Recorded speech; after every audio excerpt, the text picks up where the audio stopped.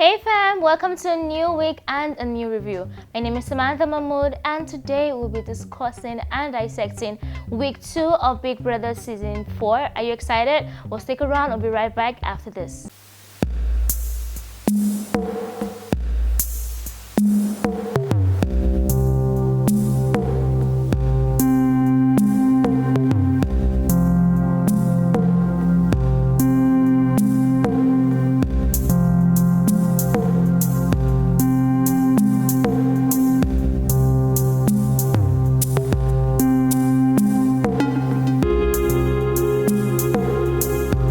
Now let's take a rewind to last week. Do you guys remember the coin theft and the drama that ensued thereafter? Well, it turned out to be that EK is Pablo and also a good actor because my man took those coins and then he played out the whole drama since that no one would believe that he was the one. When I found out, gosh, I was so surprised, I had my jaw literally on the floor. But I don't even fault him, it's a game and everyone wants to win. But I keep my fingers crossed for the day that Omashola finds out. Anyways, moving on, it turns out that some guys in the house have a theme for Jackie. Guys like Jeff, Frodd, Nelson, and even Omashola have described Jackie as their type. But the stumbling block is obviously Jackie's relationship on the outside and the fact that she's been adamant on staying faithful to her relationship. And I really applaud that because it's been 2 weeks so far, so there's a whole other reality waiting for her on the outside.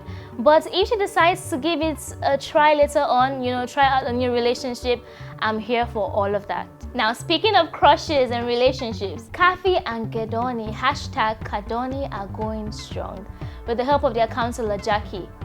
Jackie is that nosy friend, guys. She's always in your business day and night. But I don't think Kafi minds, I feel like she really loves the fact that she has someone to talk to and kick it with. So I am here for all of their gist. Although they have been tagged as the gossip duo of the season. But guys, we need them. We need this kind of people to add spice, to add hotness, and possibly start drama too, because Jackie has spilled some tea on Mercy's butt. Yep. She has confirmed to everyone who has been dying to know that Mercy's butt is indeed fake. Oh, what do you guys think? Is Jackie doing too much? Has she broken any girl codes so far? Well, I'll let you brood over that. But in the meantime, I feel like even if Mercy finds out, she's a very confident lady, so I feel like she's going to handle it very well. Now this week, the house had a new head of house. Top 4 contenders for the head of house were Nelson, Kafi, Mercy, and EK. But in the end, Nelson won, and then he won some coins and also the head of house room. The housemates also had their first ever nominations this week, and we had Frodd, Ella, Kim, Tacha, and Sedi up for eviction. But Frodd had the veto power, so he replaced himself with Mercy.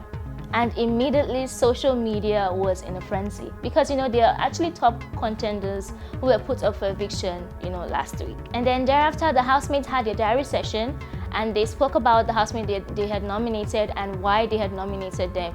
They also told Big Brother, the housemates, that they had a crush on and who they feel like in turn also liked them. So Omashola revealed that he liked Kim, but he doesn't trust her because he sees her hanging around other guys like Jeff and EK. But unknown to him, Kim also said that she liked him. Kim has also been tagged as manipulative, because she said or she claimed that she liked Omashola, but we always see her hanging around Jeff and she seems to have a thing for EK too. But if you watch Kim's intro tape, she made it clear to you that she's manipulative.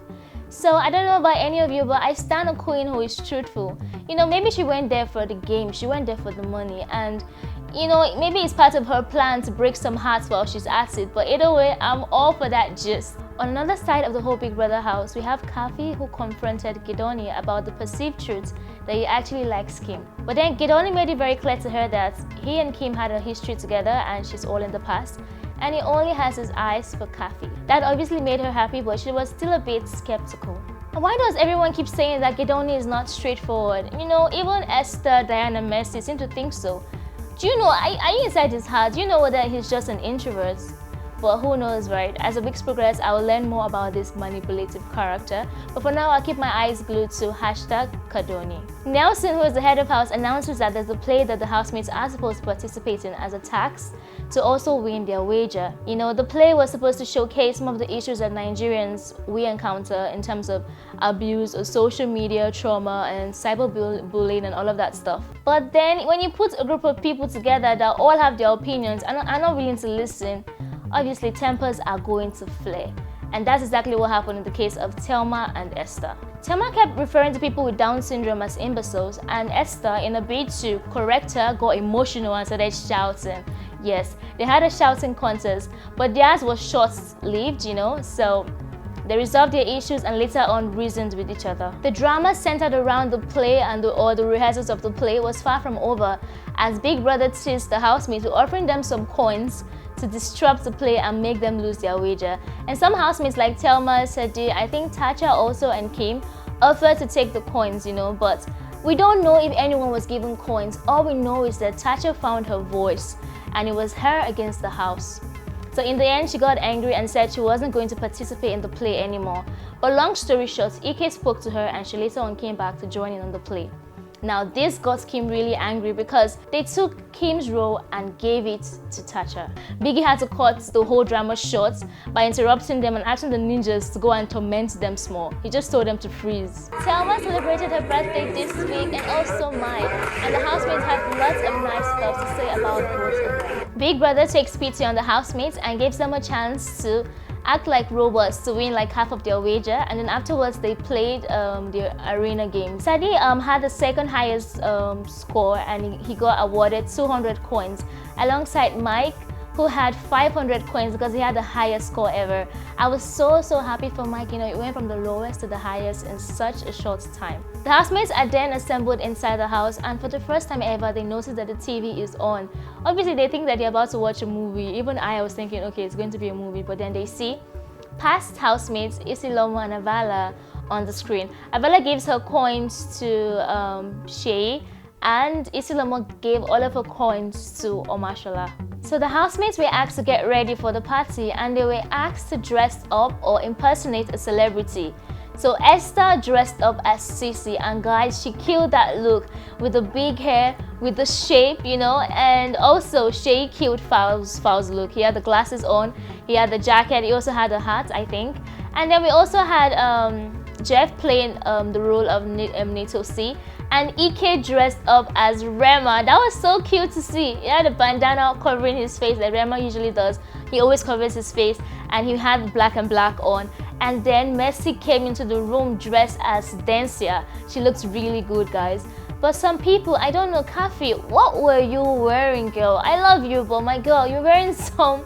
I don't understand what you was putting. So Mr. Nektosi, Mr. Jeff, I don't know why you were not dancing, but it was all fun. It was all fun. DJ V again, as I said, he kills the party, and the housemates really had, but it was funny to watch. Then we had the incident of Frodd and Esther. Frodd was just dropping lines, you know.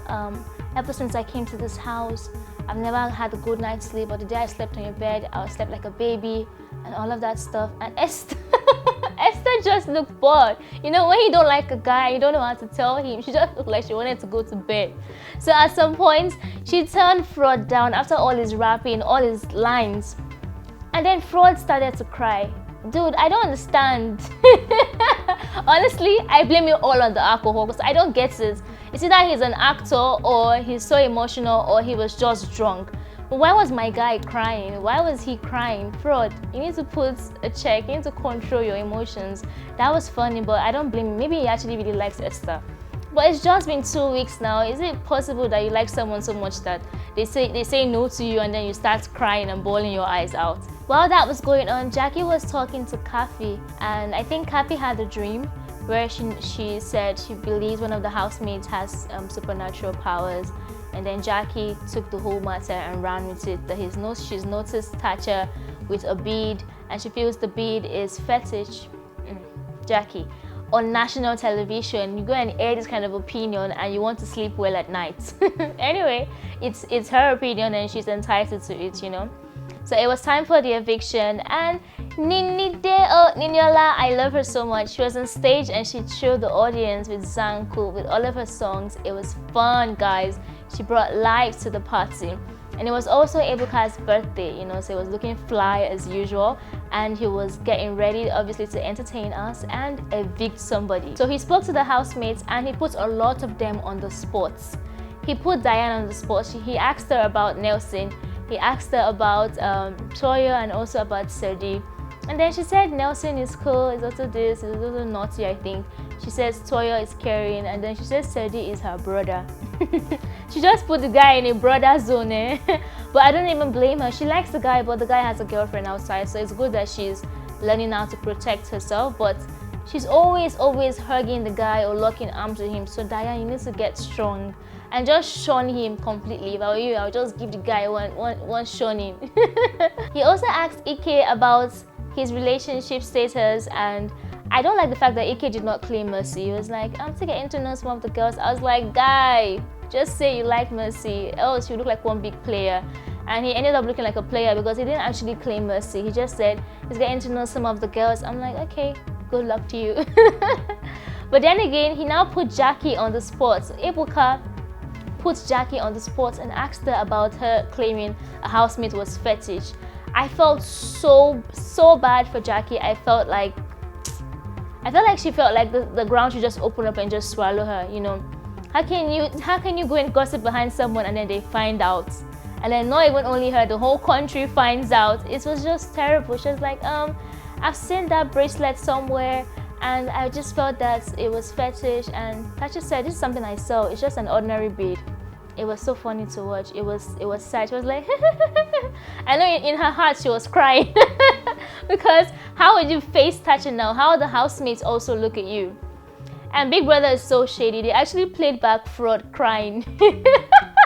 They showed the whole house that he was crying when he was talking to Esther. I really feel bad for that guy. But anyway, the first housemate to be evicted was Ella. And I feel that everyone saw that coming, you know, so it wasn't such a sad one. It was just like, okay, bye Ella. You had fun and good luck to you on your journey. So after the break, another housemate was announced to be evicted, and it was Kim Oprah, guys. They evicted Kim, of all people.